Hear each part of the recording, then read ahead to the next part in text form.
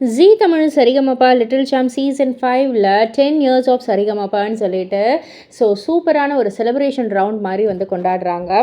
இதில் நம்ம கடந்த 10 ஆண்டுகளாக இருந்த சரிகமபா கண்டெஸ்டன்ஸ் ஒரு சில பேர் வந்து பங்கேற்று நல்ல சூப்பரான ஒரு பெர்ஃபார்மன்ஸ் கொடுத்துட்ருக்காங்க இப்போ கரண்ட் கண்டெஸ்டன்ஸோட.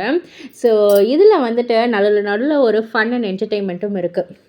நம்ம அபிஷேகா, அக்ஷித் நிருபம் இவங்க 2 பேரும் பாடி பார்த்துருக்கோம். மற்றவங்கள வந்து இந்த அளவுக்கு ஃபன் பண்ண தெரியுமா இவங்களுக்கு அப்படின்ற மாதிரி வியந்து பார்க்குற அளவுக்கு ஒருத்தவங்களை இமிட்டேட் பண்ணிலாம் சூப்பராக வந்து பண்ணியிருந்தாங்க.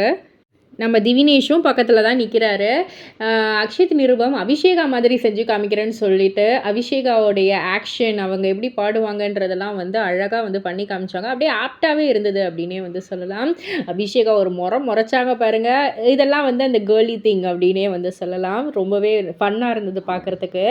உடனே அக்ஷித் வந்து அடுத்து நம்ம ஸ்ரீனிவாசன் சார் மாதிரி வந்து செஞ்சு காமிச்சாரு. அதுவுமே பர்ஃபெக்டாக இருந்தது. அவர் பண்ண உடனே இது ஸ்ரீனி சார் தான் அப்படின்னு எல்லாருமே வந்து கண்டுபிடிச்சிடுறாங்க.